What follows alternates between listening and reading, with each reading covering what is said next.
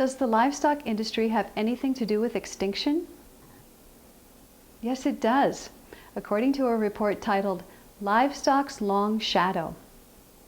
We've set up a link on our website so you can read the report. It's about the gene pool, species, and ecosystems.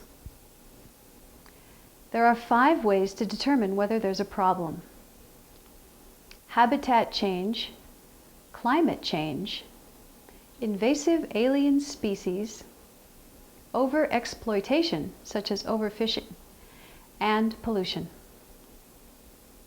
When a forest is chopped down, the animals and trees that live there lose their home. Often, animals get separated, so with less animals to mate with, there's a loss of the gene pool. They also lose their natural food source.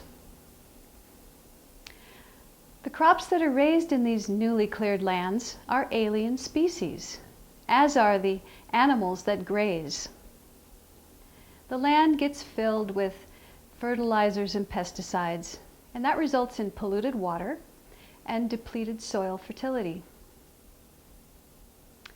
The animals that live there might have been predators, but they also might just be hungry.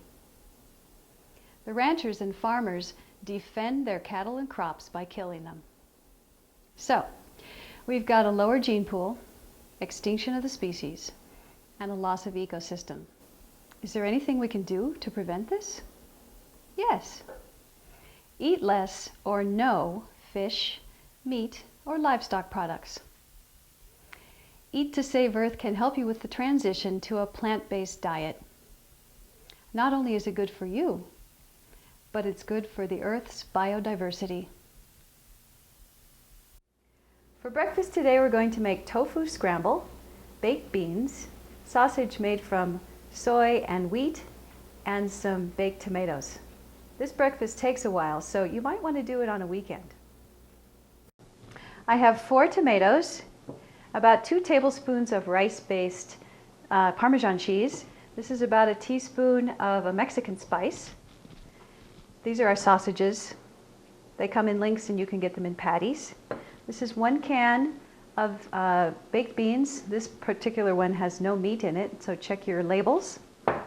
This is 1 pound of tofu. I have about 3/4 of a cup of onion and another 3/4 cup of bell pepper. This is 1 clove of garlic. This is 1 teaspoon of turmeric, a 1/2 teaspoon of tamari, 1 scallion, and about 2 tablespoons of parsley. Slice the tomatoes in half and place in a baking dish. Sprinkle some of the Mexican spice on top and add some of the rice Parmesan. Bake in a 350-degree oven for about 20 minutes until the tomatoes become slightly soft. Warm the beans. Wash and drain the tofu. In about a teaspoon of safflower oil, brown the sausages.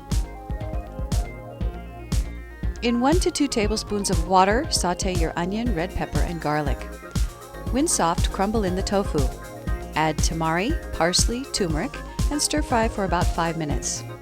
Stir the beans, turn over the sausages, and then serve your breakfast garnished with a bit of parsley and English breakfast tea. For lunch today, we're going to make a quinoa tabouli salad. Tabouli is traditionally made with bulgur wheat, which is a cracked wheat product, but we're going to use quinoa today. Quinoa is a grain grown in high altitudes. It's originally from Peru. It's very nutritious. It's about the highest grain protein you can find. It's spelled Quinoa if you want to find it in your grocery store. This is quinoa. We'll be using 1 cup. This is lemon juice, 1/4 cup. We'll be using about 1/2 teaspoon of salt, 1/4 cup of olive oil, about 2 cloves of pressed garlic, 1 cup of finely chopped fresh parsley, 1/2 cup of tomato, 1/3 cup of scallions, about 1/2 cup of cucumber, about 1/2 cup of olives, and we'll be serving this on a bed of spinach. Let's start by cooking the quinoa. To cook the quinoa, bring 2 cups of water and 1 cup of quinoa to boil.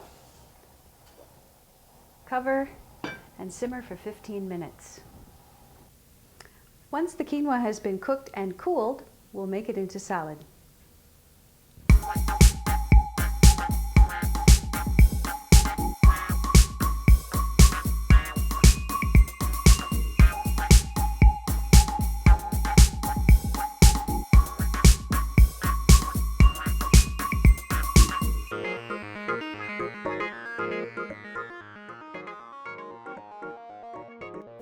Serve on a bed of spinach leaves for a tasty lunch.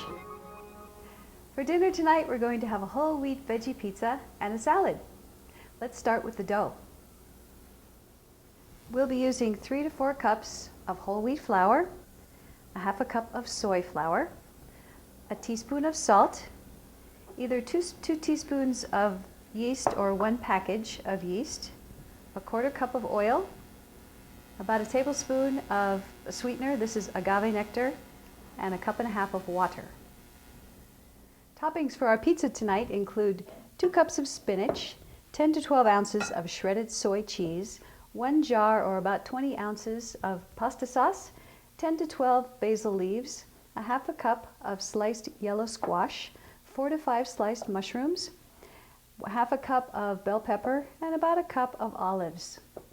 For our cucumber and tomato salad, we'll be using a pinch of salt, cucumber, about a 1/4 cup of parsley, 2 to 3 tomatoes, and a drizzle of olive oil. Put the water, yeast, and agave nectar into a bowl. Stir until the yeast completely dissolves. Add the oil and the salt, and begin adding the flour about a cup at a time.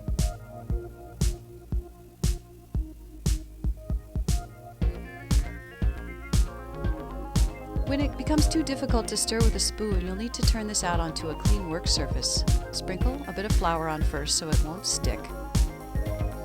Flatten out the dough and fold it over several times.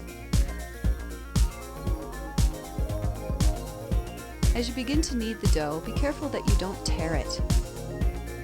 Continue adding a little flour to your work surface until the dough no longer absorbs any more flour. When the dough no longer sticks to the work surface and it's soft and pliable, you're done. Roll into a ball, put about a tablespoon of oil in a bowl, coat the surface and cover with a towel. An hour later, the dough will have doubled in size. Punch all the bubbles out, put in a cookie sheet, and press into the pan. Cover the dough with the sauce, add about 2/3 of the cheese. Top with yellow squash, mushrooms, spinach, bell pepper, olives, basil, and finish the top with the rest of the cheese. Let it sit for about 15 minutes before baking. In the meantime, preheat your oven to 400 degrees, and then let's make the salad. Slice tomatoes and arrange them on a plate. Slice your cucumbers and arrange them with the tomatoes. Sprinkle with a little bit of salt. Add a drizzle of olive oil. Then chop the parsley. Garnish and set aside. After about 15 minutes, the dough will have risen just a bit. Place in your oven, bake for 30 to 40 minutes, slice and serve.